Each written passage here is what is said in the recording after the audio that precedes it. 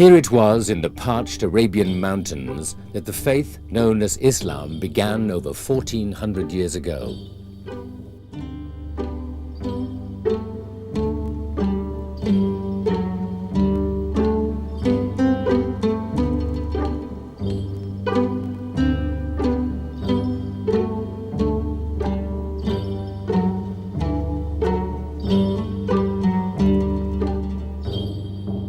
This time, God's messenger on earth was to be Muhammad, born in Mecca during the 6th century of the Christian calendar.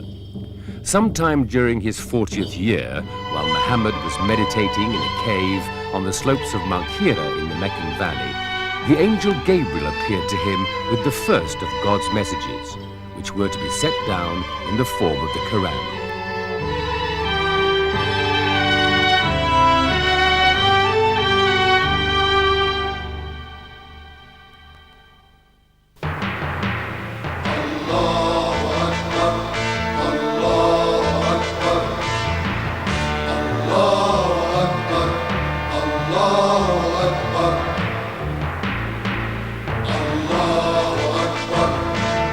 One of the commands in the Holy Book was that believers in the faith should go at some time to Mecca, to the sacred temple built originally by God's friend and prophet Abraham. And so the pilgrimage, as Islam knows it, began, a response to the call of God. For all pilgrims, the journey represents rebirth and continuity, the connecting threads of life like beads on a necklace, linking past, present, and future.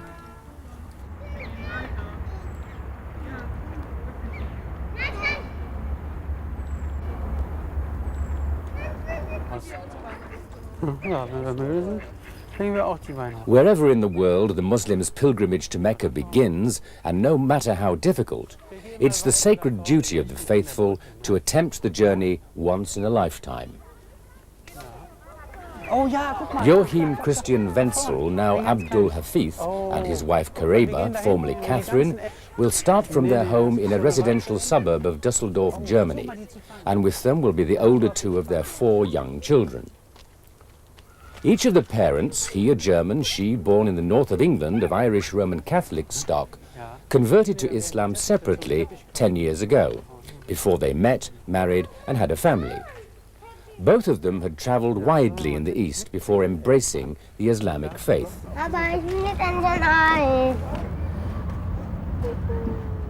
One day I was asked, "Are you a Muslim?" And I couldn't say yes, and I couldn't say no. I was just in between. And that person, he saw my state, and he took me to a mosque, and people taught me the prayer. Since then, with the help of different teachers, I've been learning about Islam, studying about Islam, and I hope that I will be a better human being, more pleasing to my Lord and more useful to society for my faith.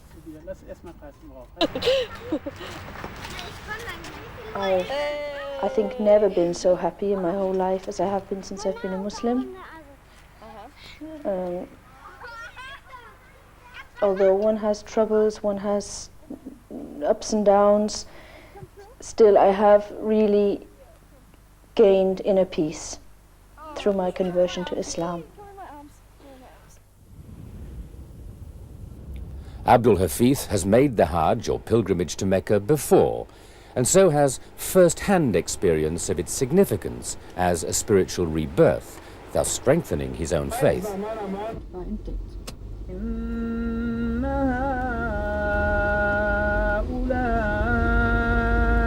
It's been difficult for him at times, having joined what is a religious minority in Europe, whose faith is not generally understood in Western society. Abdul Hafith well remembers what happened when he first worked at this printing firm in Düsseldorf. People were sort of looking me up and down, saying, who's that, you know? Where does this guy come from? And they were surprised that I speak German as good as I do, and so on. When they realized I was a German, they were surprised to find a German being a Muslim.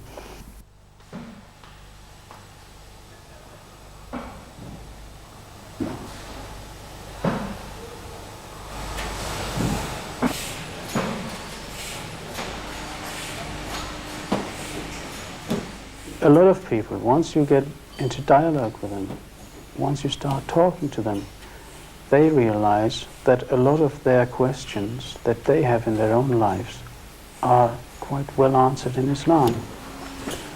And I mean, one person has actually become a Muslim in the factory since I've been working there. And there's quite a few who are interested, because I mean, you find very few people who are actually happy with their lives. Some of the people in the factory, they've asked me to stand for elections as a shop steward. And after some hesitation, I said, well, why not? To be a Muslim woman in Germany is quite difficult. I have my scarf on and I'm taken for a Turk and have received firsthand the discrimination that a Turkish woman receives. The treatment, the rudeness, the impoliteness that they also receive. And I must admit that is very hard to bear here.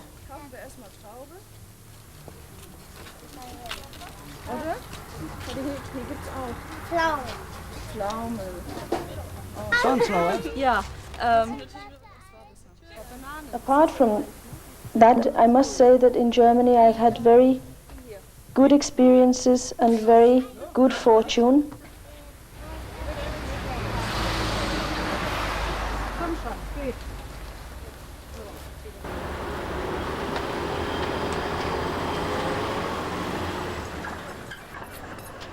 For Abdul Hafith and his wife, the stresses of life as Muslims in Western society hopefully will become easier as people around them learn a little about their faith.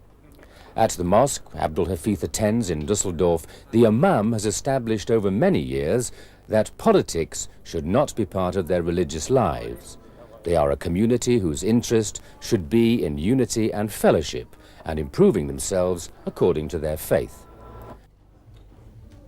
Worshippers at Friday prayers here are from a number of countries, parts of Africa, Morocco, Egypt.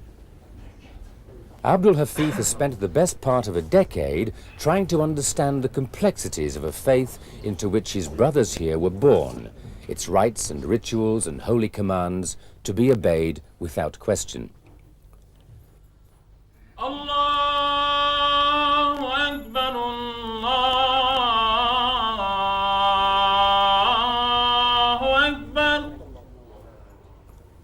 In this small Muslim community, the fact that they are of different nationality matters not.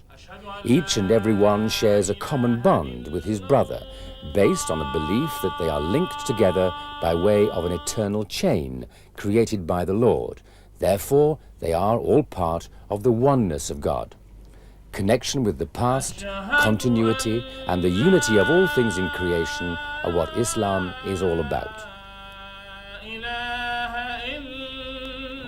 The Muslim brothers here have been encouraging Abdul Hafith to take his young family on the pilgrimage to Mecca at the earliest opportunity, so that they might experience that continuity and spiritual rebirth which the journey to the holy city represents. Pilgrims go back to the source of their religion, not just the religion of Islam, but all religion, all knowledge and love of God. That's why in the legends surrounding the pilgrimage, the name of Adam, the first man, keeps cropping up, and Abraham, regarded by Muslims as a prophet, the Lord's friend who stands guard over the source of the three faiths which acknowledge one God: Judaism, Christianity, and Islam. The message from the Imam here is that Islam is a religion that should not be regarded as being in isolation to the rest of the human race. All are God's children. Having taken the decision to go on the pilgrimage with his family, Abdul Hafith can now prepare once again for the experience. He knows, of course, what's in store. The recollections he has now of how deeply moving it was last time he went are still very vivid.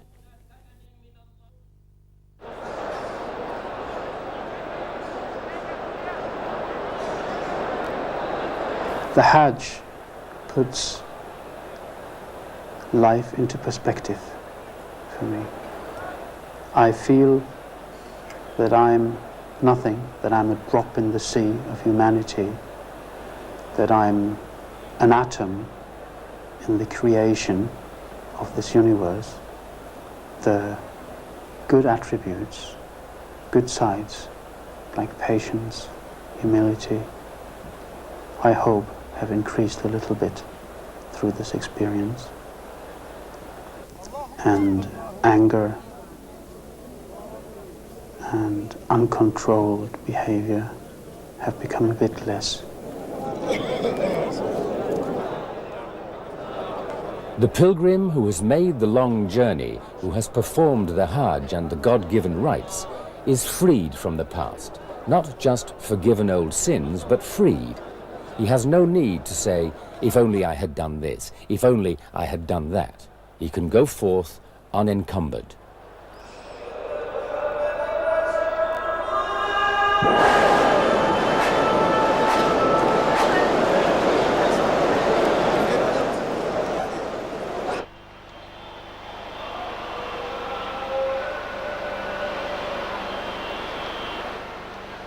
For Abdul Hafiz's wife Kareba, it's a question of having to visualize the scale of such a religious gathering, because she's never been there before, in the middle of the largest number of Muslims ever assembled anywhere on earth at any one time.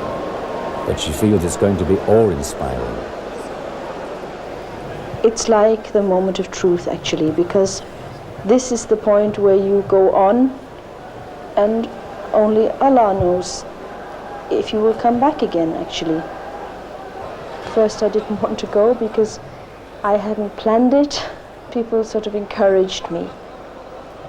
And also during that time I began to understand more about what it is to go to Hajj.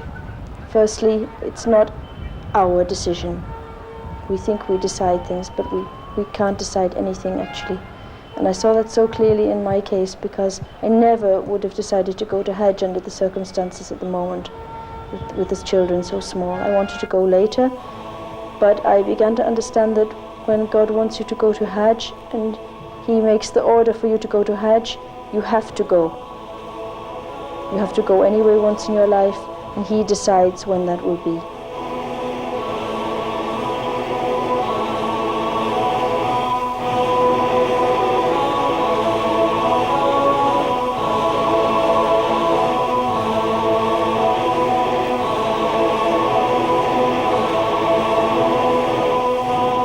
The pilgrimage to Mecca, the holiest of cities, and to the holy Kaaba, the first house of God on earth, started, according to legend, by Adam, the first man, and rebuilt by Abraham and his son Ishmael, is a return to the axis of the Islamic faith. For the pilgrims, it is, in a sense, as though they are returning home. The Quran provides constant reminders that people come from God, and to Him they will return.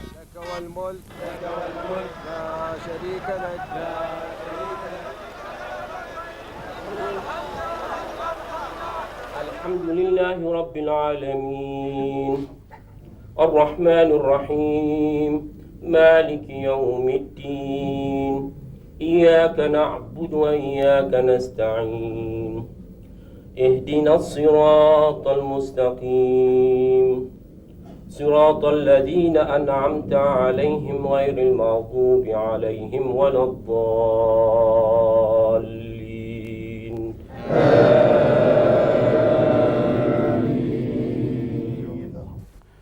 Actually, I went to the mosque, and the Imam at the Friday prayer, he was asking our Lord to support us to go on Hajj, and I was just saying Ameen, Ameen, you know. I had actually not much hope of going, but then I tried all the different steps. I tried to get my holiday from the company, and suddenly they said, yes, you can go. And I rang up my mother-in-law, can you take 2 of the kids? And she said, okay, fine. So everything worked out really easily for us. So then, of course, the children, or 2 of the children, will be in school next year, and it will be very difficult for my wife to go. And she really I think, needed to go as well on Hajj, because it's always a turning point in one's life, as I've seen on other people who've been. So I thought, well, we have to get out of here and we have to do this, and now is our chance. And the two bigger kids, it is risky taking them, but I think they've been on a number of journeys with us and they've done very well. They'll get through this one all right. Just before her departure, Kareba has a tea party at her home to thank her friends for all their support and experienced help. They know what an endurance test the journey can be, and their advice on how she should prepare herself and her children in a practical way has proved invaluable. Oh Allah, make this morning the best of all my mornings. Make it the nearest to your approval and the furthest from your wrath and anger, that means. Oh Allah, I have turned to you, rely on you and cherish your being. So forgive me my sins, accept my Hajj, have mercy on me, deprive me not, and grace my journey and meet my needs on the plain of Arafat. Undoubtedly, you have the power over everything.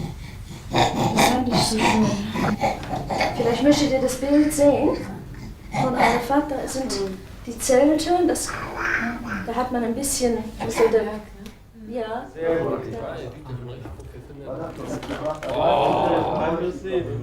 Before leaving for the pilgrimage, the family bear in mind some of the ground rules which must figure in their preparations. No Muslim must jeopardize the spiritual benefit of his journey by paying for it with funds acquired unlawfully, even by questionable means. Nor must he leave behind any unpaid bills. They must also leave enough money for their dependents to be looked after while they're away. And finally, they must settle any disputes with neighbors or anyone else. I felt quite scared. I also felt a kind of happy anticipation, because I felt it would be the most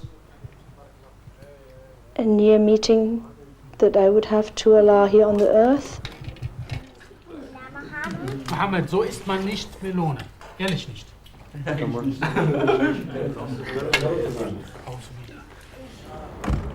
They are now as ready as they ever will be for the great experience. The rest is in the hands of God.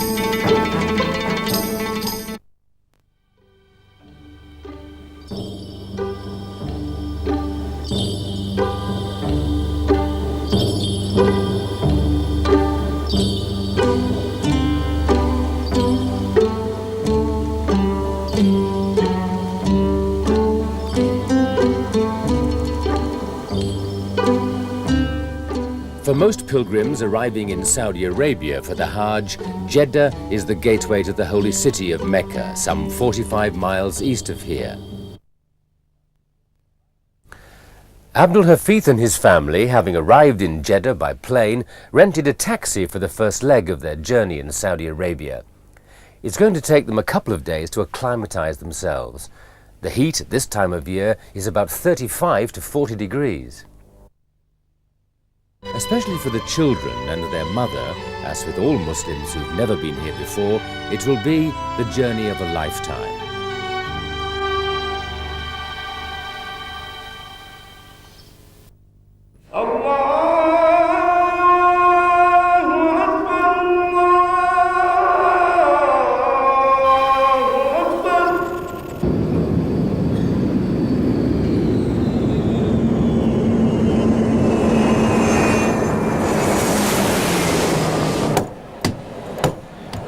Well over 1.5 million pilgrims from all over the world will pass through King Abdulaziz Airport at Jeddah during this period. It's a tribute to the authorities, even considering their experience at this modern terminal over the past 10 years, that this massive influx of the faithful flows through so smoothly.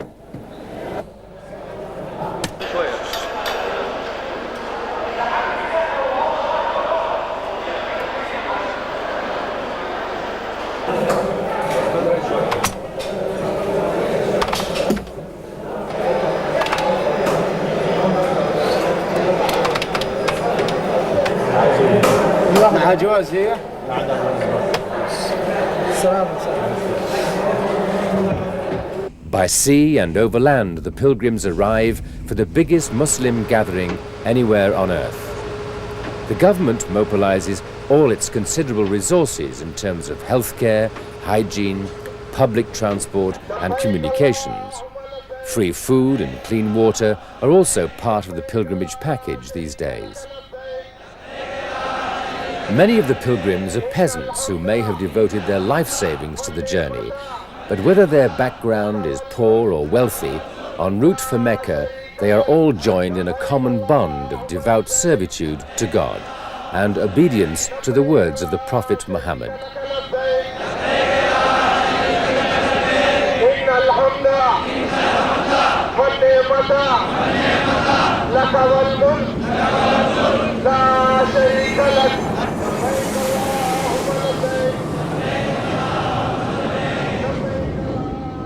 It's possible for Muslims arriving in Jeddah to complete the pilgrimage in 5 days, but almost everyone allows at least 2 weeks.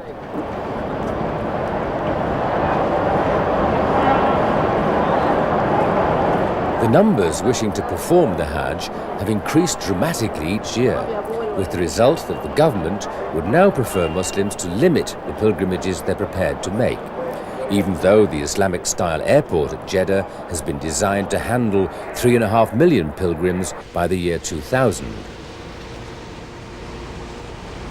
The vast majority of pilgrims go to the Hajj on public transport, which comes free with accommodation when they buy their visa. لبيك اللهم لبيك لبيك اللهم لبيك لا شريك لك لبيك لا شريك لك لبيك إن الحمد والنعمة لك والملك لا شريك لك لا شريك.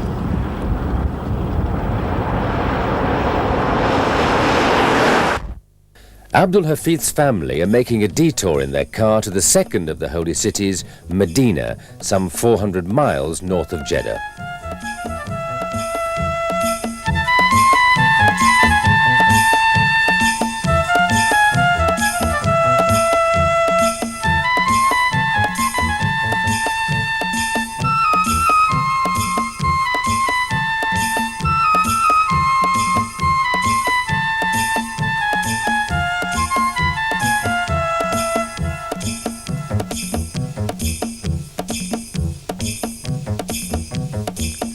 The journey across the barren Arabian hills is not an obligatory part of the pilgrimage, which has a rigid ritual for each stage, to be followed without deviation. Medina, about 5 hours' drive from the holy city of Mecca, happens to be an important part of any Muslim's visit to Saudi Arabia because it's the city of the Prophet Muhammad. It's a haven of peace, a place of ancient mosques, a city revered by all Muslims. It was here in Medina, we're told, that the Prophet and his companions found a welcome, rest and support in their battles against the unbelievers. For pilgrims who walk beneath the soaring minarets of the Prophet's sacred mosque, there is a feeling that the whole area is alive with goodness, faith and brotherhood. Here it was that Muhammad was buried over 1400 years ago. One prayer in my mosque is worth 1,000 in another, excepting the Holy Mosque of Mecca.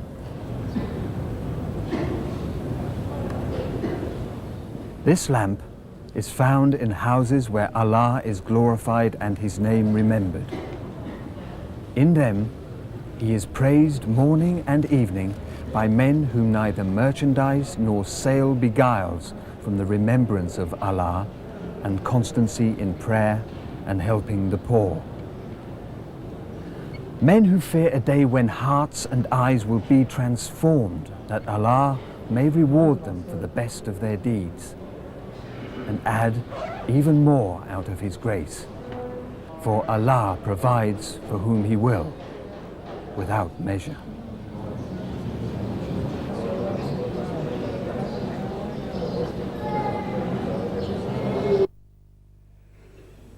أشهد أن محمدًا رسول الله.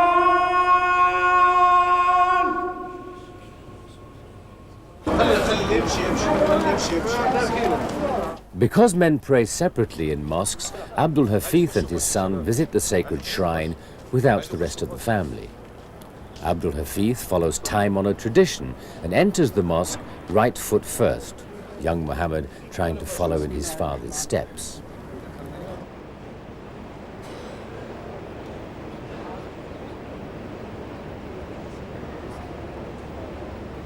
As a European convert to Islam, he was made particularly welcome by other Muslim brothers who were born into the faith to follow the rites and rituals of the pilgrimage without question. It is perhaps not an idea that appeals to the modern Westerner, but Muslims still see virtue in doing what they are commanded to do without demanding to know the reason. For Abdul Hafith's son, the visit to the mosque was the highlight of the journey so far.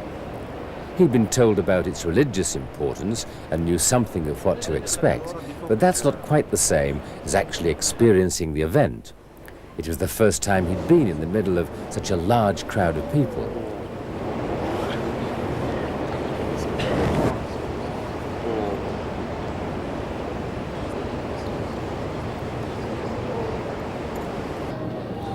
After completing his prayers, Abdul Hafith went on to visit the Prophet's tomb, which for everyone is an especially powerful moment. And it was almost like an electric feeling throughout the body and entering into your heart, as if an unseen chain was there between my heart and the heart of the Prophet, peace be upon him, making me try or wish to follow his noble example in any possible aspect of life. The best thing that we can hope for is the mercy of our Lord and the intercession of his beloved Prophet, peace be upon him.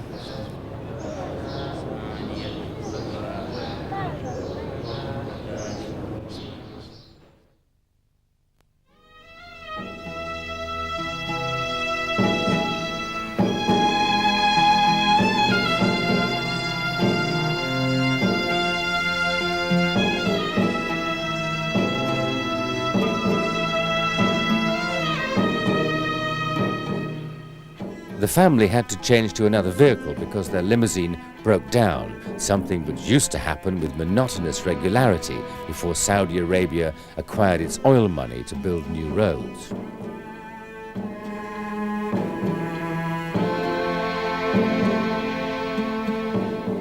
Back in the 1930s, when these pictures were taken, it was a very bumpy ride to the holy city of Mecca. Tarmac and air conditioning were unheard of, and many of the old vehicles, along with their passengers, were destined never to make it. And sometimes, if it wasn't sickness that stopped them, it was marauding bandits.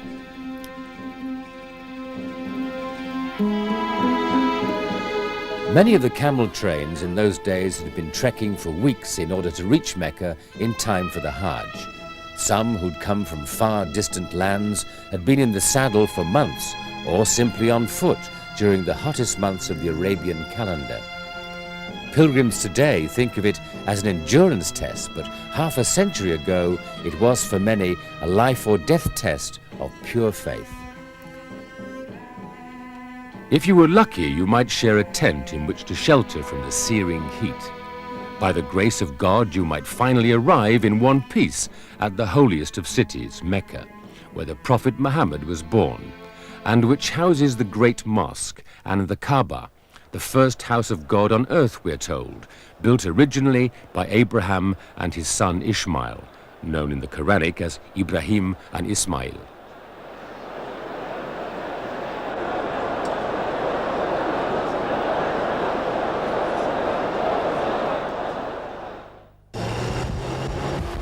Before entering the sacred territory all around Mecca, which they called the Haram, all men must discard the clothing they wear in the everyday world.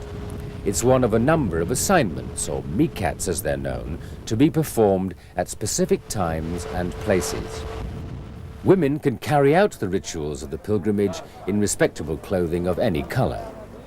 When one arrives at the miqat, one should make the intention to make the Hajj. At this point, a Muslim has to intend with as much sincerity in their heart as possible to perform the Hajj for Allah. Men, on the other hand, must change into the timeless garment of the Hajj, 2 pieces of unsewn white cloth.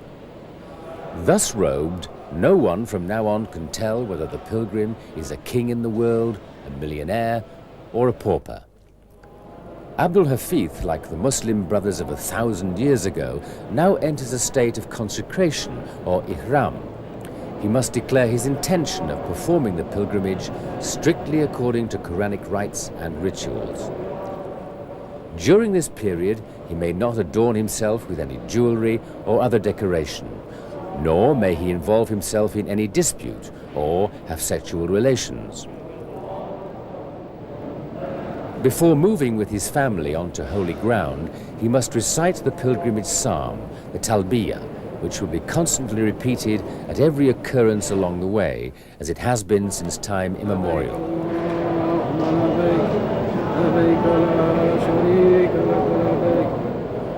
Here I am, O God, at thy command. Here I am. Thou art without associates.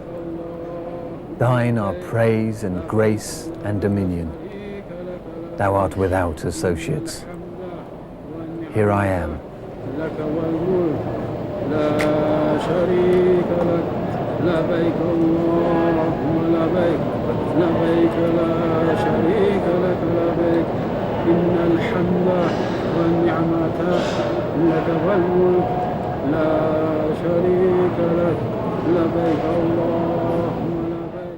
Having completed this important first act of dedication, Abdul Hafith meets, purely by coincidence, some other German converts he's known for a few years.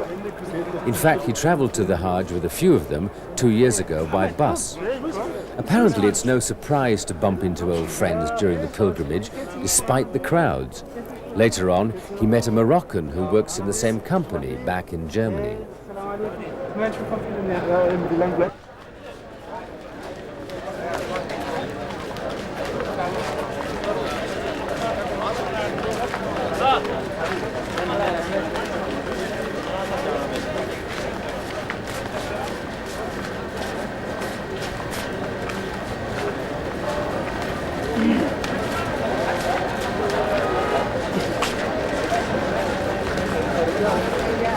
Abdul Hafith and his family can now prepare themselves for the next stage of the Hajj, and everyone who performs it knows it's the doorway to an effective spiritual rebirth, shaking off all the sins of the past.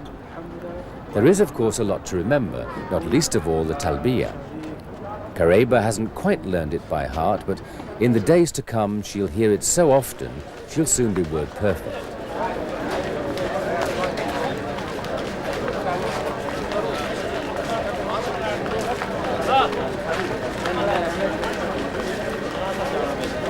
Time to join the multitude on the move. The demands of the pilgrimage have transformed Mecca from medieval town to modern metropolis in just over a decade, dominated, of course, by the Prophet's birthplace, the sacred mosque. In the center of its great courtyard is the Kaaba, the first house of God on earth, which pilgrims encircle 7 times in an act of mass devotion.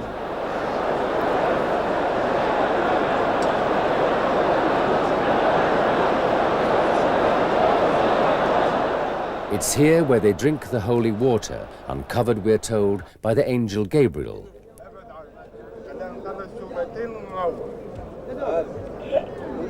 The place which enshrines the footprint of God's friend and prophet Abraham, who laid the foundations of the building.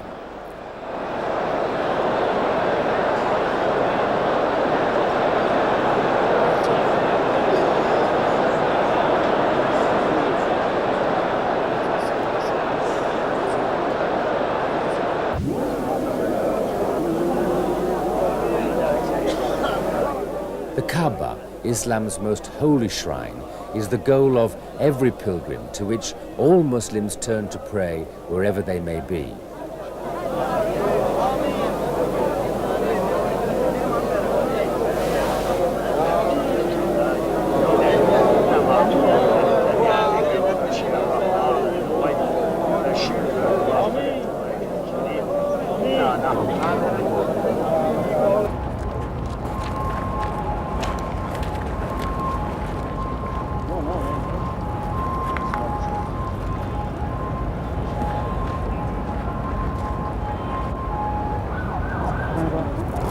Yes, come, yes, come.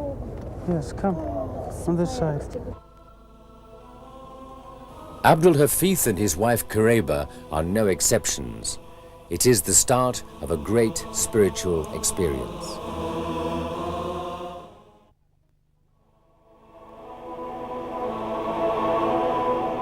It's very early on the first day of the pilgrimage, and the human flood into this hot desert town already seems endless.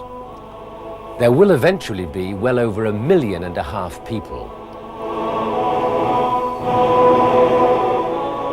The multitude from all over the globe have come to Mecca in search of inner peace, a spiritual rebirth which Muslims believe is to be found here at the source of their faith.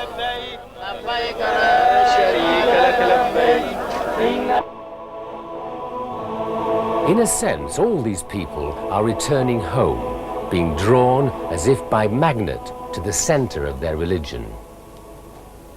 For all Muslims whose duty it is to attempt the pilgrimage at least once in a lifetime, Mecca is that sacred place to which they should turn and pray 5 times a day. In the vast courtyard of the great temple stands the Kaaba, God's first mosque on earth. The circular movement the pilgrims are performing here is the Tawaf Qudum, the first of the rites which will dominate their lives for the next few days.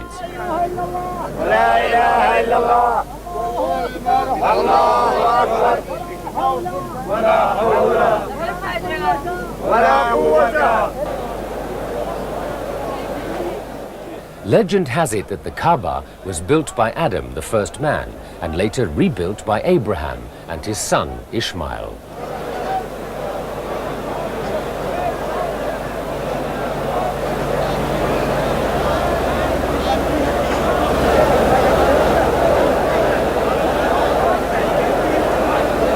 The black canopy which covers the Kaaba is called the Kiswa, and each year a new one is made and embroidered in gold and silk thread.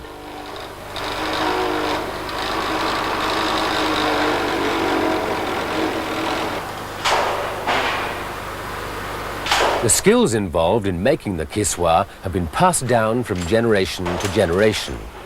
It takes more than 200 craftsmen a whole year to weave the cloth on ancient handlooms and embroider in gold thread verses from the Quran.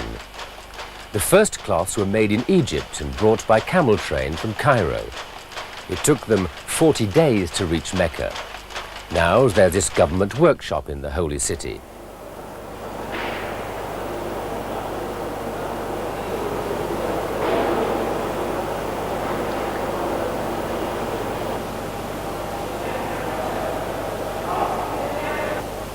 The finished masterpiece, weighing 2 tons and having cost £3 million, is now ready to play its part in the act of mass devotion.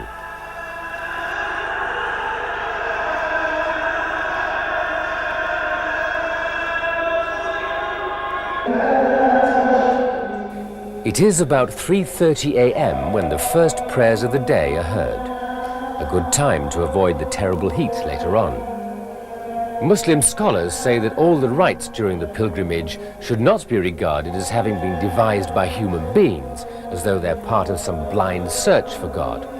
The rites have come, we're told, through revelation, a divine command.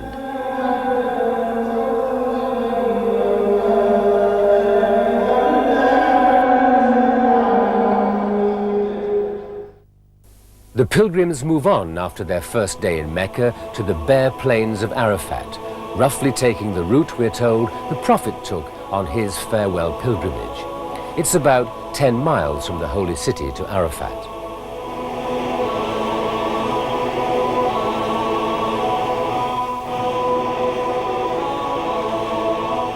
Yes, but first we go down this way and then we come back. I think it's no problem. I had a funny experience last night with the Quran. But Abdul Hafith, having arrived at Arafat with his family, has to take some important decisions for their safety and comfort. Yes. This day is the most important day, you know, day of Arafat. The Prophet said, whoever catches Arafat, he has caught the Hajj. So, his wife Kareba is going to shelter in a tent for a while with the children while they rest and say their prayers. I didn't feel anything if we're inside the tents. yeah, but we're going to Rahman. It's going to be very hot, I can tell you already, you know. It might be good to get the children's umbrella. Yes, if we can get it from the car, it would be better. Yes, of course. Did you find your stick? You have No, long it must be in the days, car that went back to Medina. little sleep. For us, Mahfouz. an extreme change of climate, Yes, must be within about the most 35 to 40 degrees heat. day of Arafat. I always have to say we had our children with us, so we had an extra responsibility to carry them with us, and partly we were carrying them Yes, if because we they can would get it get from the car, it tired. would be better. Yes, of They course. needed to sleep at times when we needed to be on the move, and they were very brave, but they were like an extra test for us, insofar as we had to always watch out for them, try to tailor our plans to their needs and still do our obligations to Allah.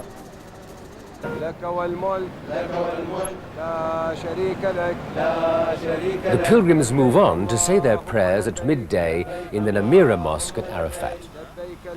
No one wants to miss coming to Arafat for fear of nullifying the other rites and all the effort they've made so far.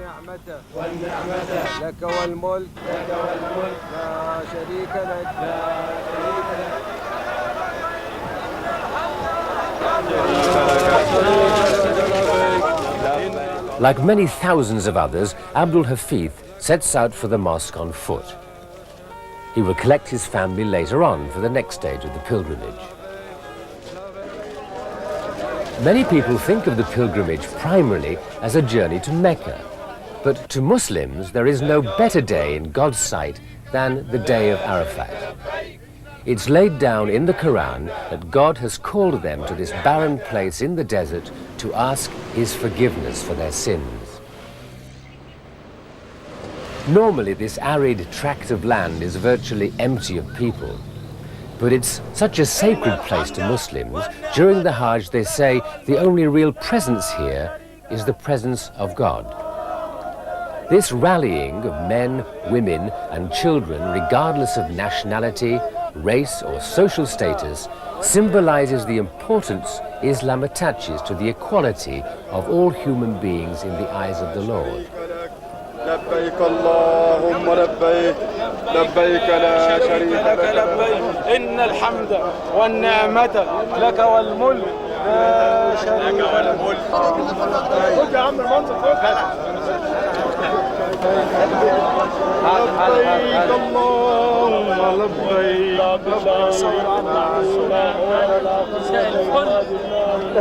لا يا عم تزعل لا مساك بالله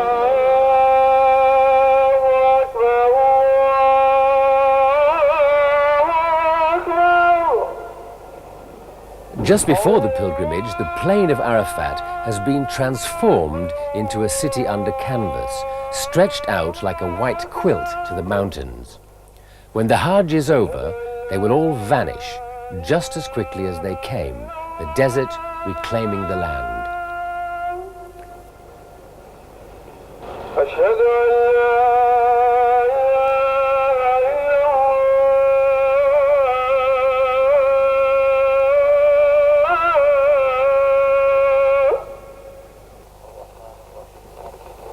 The prayers here at midday and in the afternoon are attended by so many people there's not enough room inside the mosque, so the pilgrims occupy space wherever they can find it.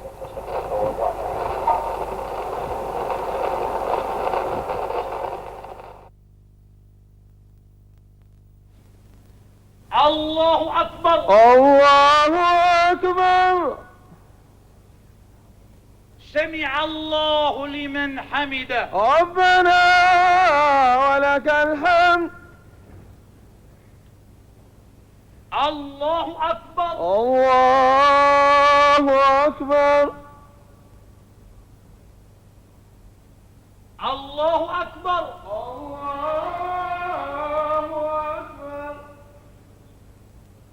الله أكبر الله أكبر الله أكبر الله أكبر.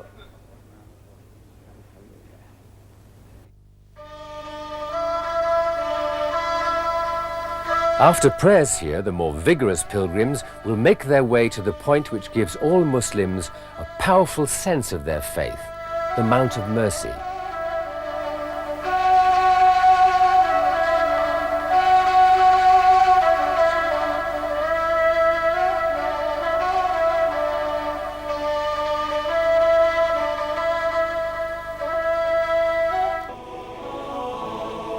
Abdul Hafith and his wife had thought this uphill climb in the heat would have been too much for the children.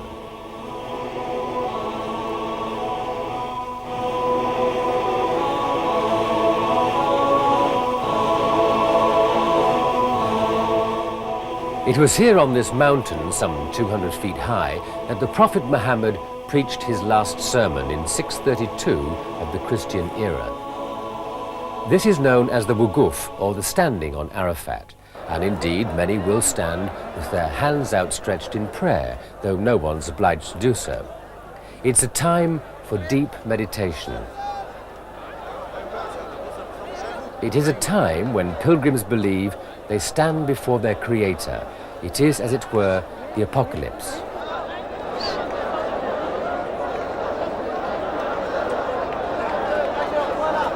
تعلم نفس ما أخفي لهم من قرة أعين جزاء بما كانوا يعملون أفمن كان مؤمنا كمن كان فاسقا لا يستوون أما الذين آمنوا وعملوا الصالحات فلهم جنات المأوى نزلا بما كانوا يعملون وأما الذين فسقوا فمأواهم النار كلما أرادوا أن يخرجوا منها أعيدوا فيها وقيل لهم ذوقوا عذاب النار الذي كنتم به تكذبون.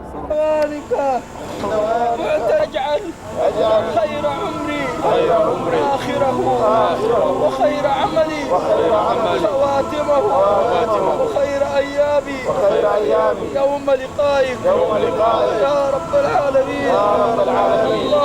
اللهم ثبتني بأمرك وأيدني بنصرك وارزقني من فضلك.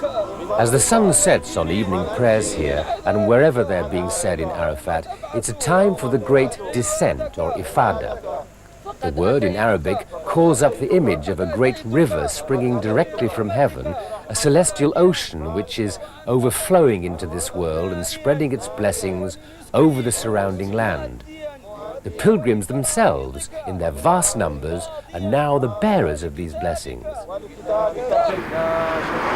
It's time again to move, now to Muzdalifah, where they will collect stones with which to cast out the forces of evil. For the first day, 1, 2, 3, yes, 4, 5. How many pebbles pilgrims collect depends on how long they intend to stay at Mina, the next stopping place where they will carry out the stoning.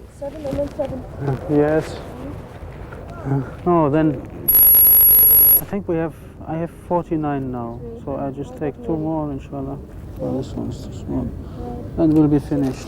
Okay, today we'll do the first stoning and... I take a few extra just in case I lose some. Yeah, okay. I'm really tired. We should have a rest and then we should, after Fajr, quickly try to get there, you know? After Fajr prayer? Yes, inshallah. Inshallah. Okay.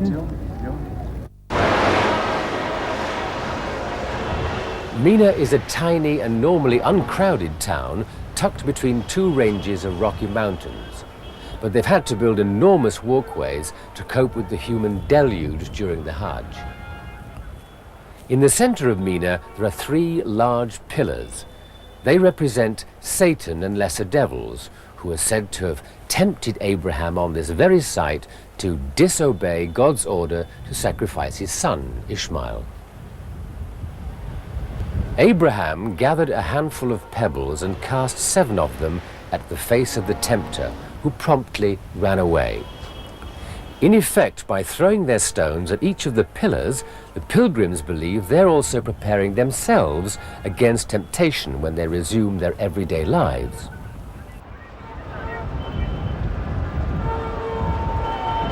The sacrifice of lambs which follows is part of Islam's great feast of Eid. It symbolizes Abraham's willingness to sacrifice his son. In the past, the sacrificed meat that wasn't eaten had to be thrown away. These days, the carcasses are kept in vast refrigerated warehouses before being sent to needy Muslims in various parts of the world. With that ritual over, it's the pilgrim's turn to make a sacrifice. Usually it involves shaving the head, though it could be just a lock of hair.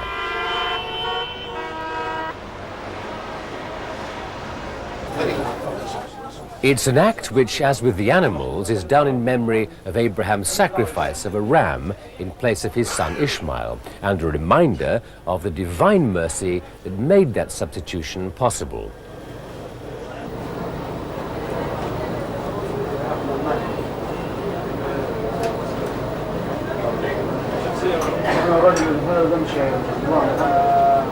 The pilgrim is approaching the moment now when he can begin to relax a little after his long day.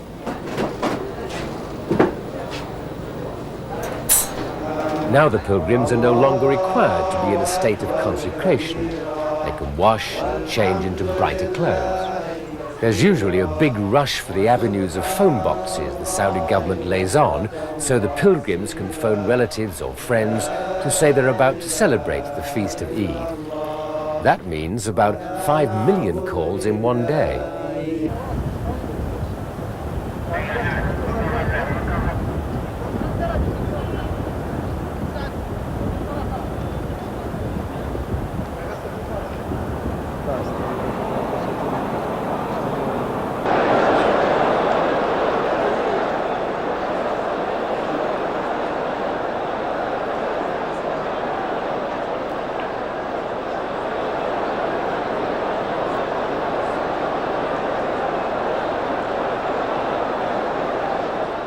The human tide moving as if magnetized by Mecca's holy shrine, and in the middle of it, the Kaaba, the physical center point of the Islamic faith. An ancient tradition tells us that Adam, the first man and the first prophet, was commanded by the Lord to come to this spot and build for him a house. Then Adam was told to move around it as he had seen the angels encircling God's throne. They call this circumambulation the Tawaf Ifada.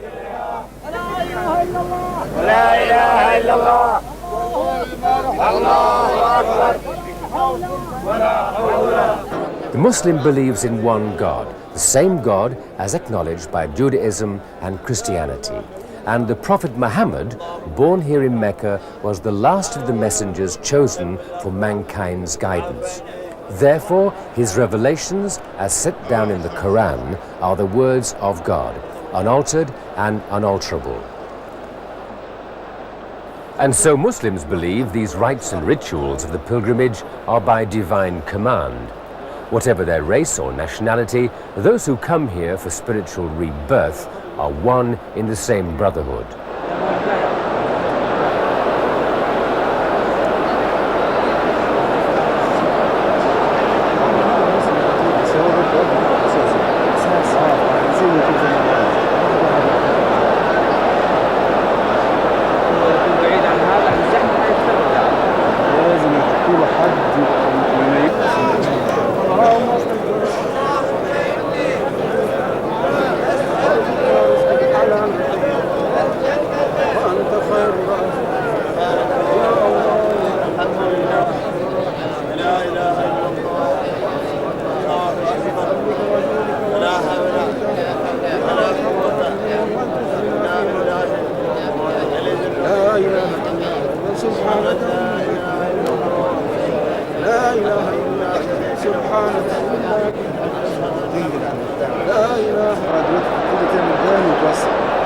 Whether a person enters the community of Islam by choice or by birth, there is an obligation to conform to the 5 pillars of the religion, which are the confession of faith, the 5 daily prayers, payment of alms to the poor, the fast of Ramadan, and the pilgrimage to Mecca by those physically fit enough and financially able to undertake it.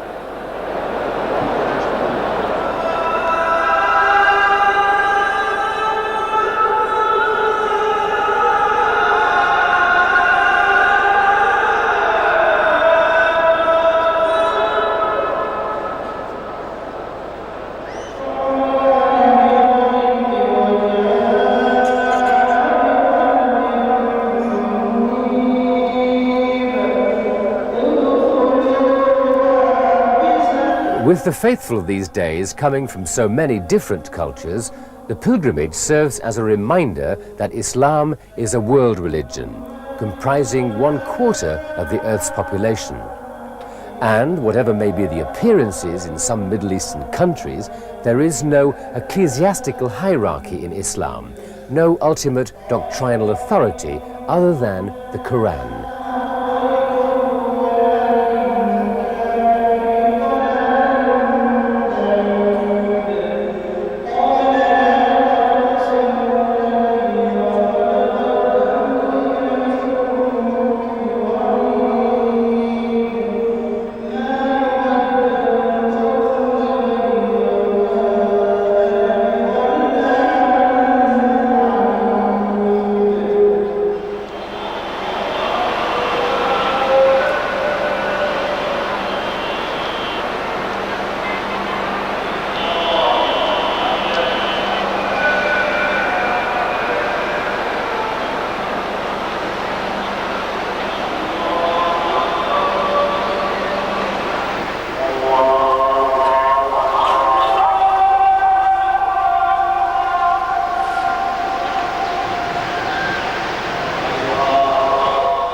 I was overwhelmed by the sight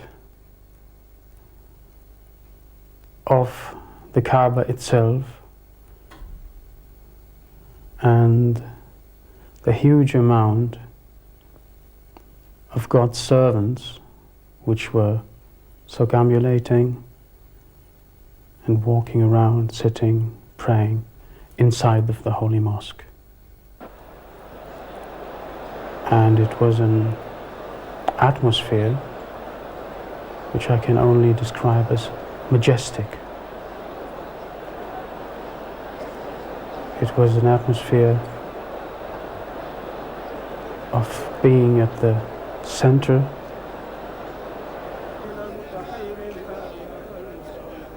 of the world in a spiritual sense.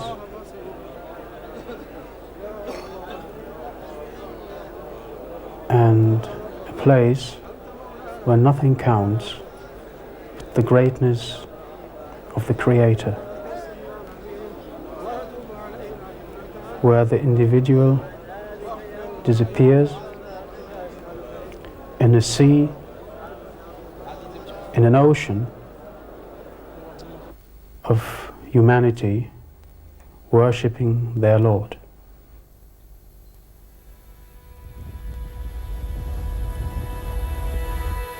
The pilgrimage represents continuity between past, present and future. And pilgrims need to go back in time to understand what life was like here in ages past. The sight of the desert is breathtaking in a way. I just feel I'm on the surface of a planet. It's very barren and almost hostile. I wonder how people can live here, how people travel through these deserts without roads as we have them today. How would they find their way? How would they stand the heat? Or how weak have we become if we think how they must have lived with a few dates and a bit of water? Long before the town of Mecca sprang up, when there was nothing here but empty hills and desert, tradition has it that here Abraham was commanded by God to abandon his wife Hajj and their son Ishmael. The water he left with them soon ran out. A terrible thirst was upon them, and Hajj ran to and fro calling on God's mercy. The angel Gabriel then appeared, we're told, and struck the ground with his wing. A stream of water gushed forth over the sand, and it became a well. The Well of Zamzam, as it's called, is beneath the Holy Mosque, a natural spring that goes on producing the life fluid as it has done since time immemorial. It's regarded as holy water, the purest water on earth, we're told, which millions of pilgrims have used not just to quench the thirst, but as part of the inner cleansing process.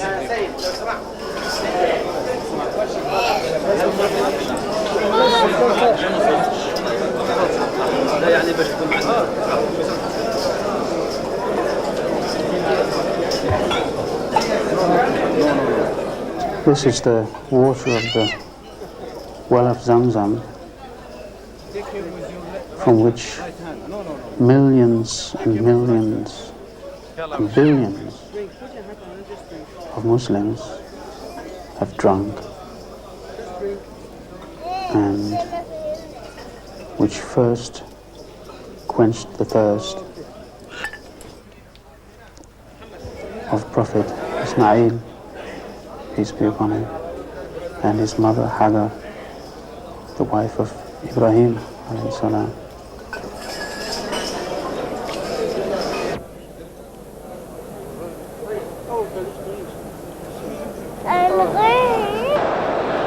The symbol of God's light, the Star of Mecca, overlooks the area within the domed mosque where Abraham's wife Hajj ran in search of water. She rushed, it is said, 7 times between 2 hills about half a mile apart. Here the pilgrims follow in her footsteps, experiencing something of her anguish out in the desert. Today, the distance run and the ritual, which is known as the Sa'i, is enclosed along one side of the sacred shrine. Abdul Hafith, like all the other men, must run between 2 fixed points. His wife and the children can walk.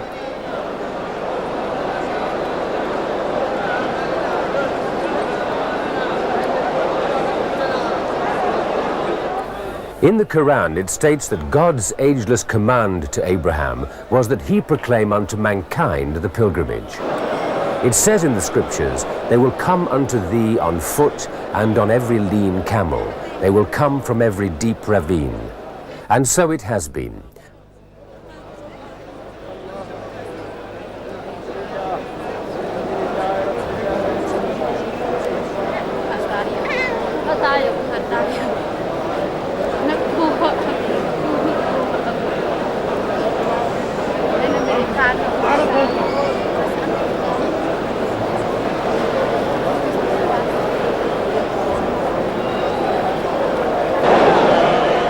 Pilgrims are drawn now from many countries, many cultures. Whoever they are, as believers in the faith, Muslims have a right and a sacred duty to come here at this time. If they are aged and infirm, every assistance is given them. At this pilgrimage, hundreds of health centres were set up and the services of 22 hospitals in Mecca and other holy sites.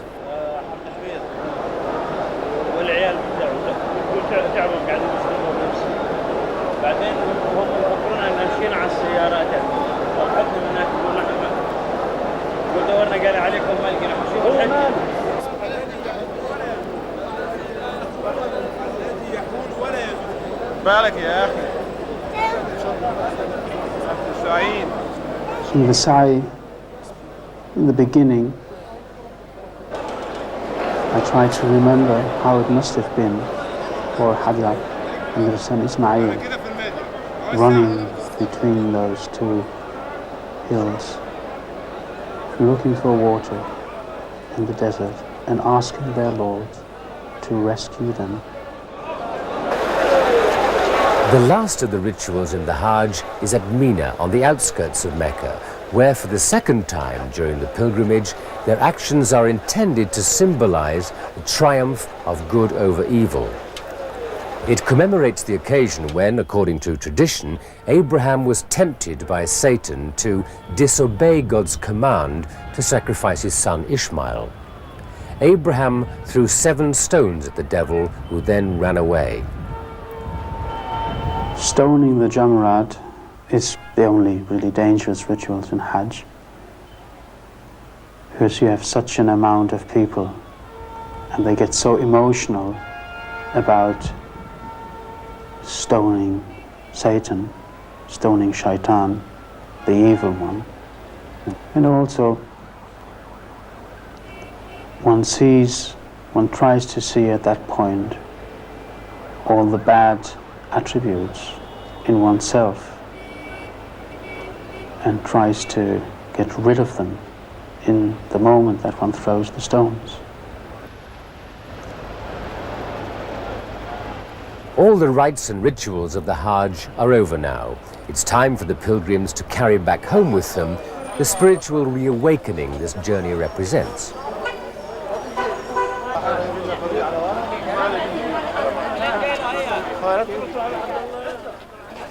Before final departure, there's the opportunity to step into the reality of modern Mecca, the hustle and bustle of the souk, where there's a little something for everyone.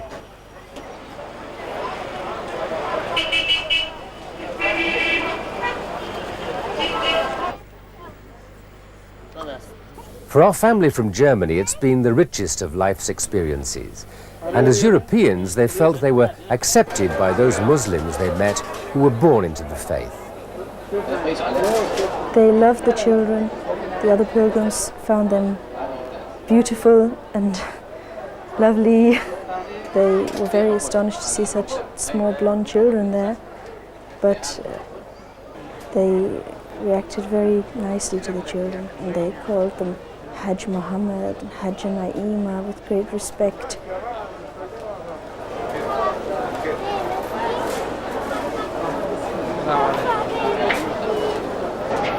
Oriental Muslims are always happy when they meet European Muslims. They never react negatively. They can't. How could they react negatively to us? They're always happy when they meet another Muslim, and when it's a European Muslim, they're doubly happy. It affirms their own Islam. And it is actually easier for a Western Muslim to have good contact with all different people than for a lot of people who are actually, well, who have been taught that the people from their neighboring country, who are also Muslims, aren't such good people because of such and such historical or whatever events or attitudes.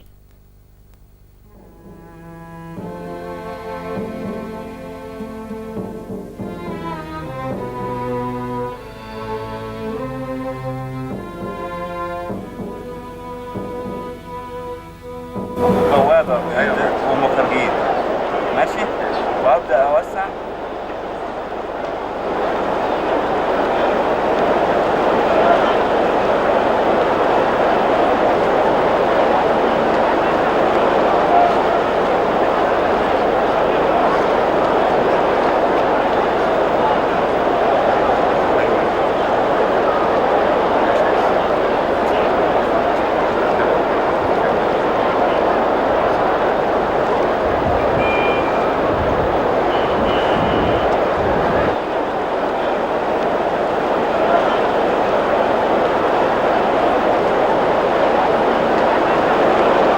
As we've heard, our European family of converts were well received by Middle Eastern Muslims at the pilgrimage. Though they'd come from a different culture, a different civilization, they were able to span the divide between East and West, which exists generally through lack of understanding.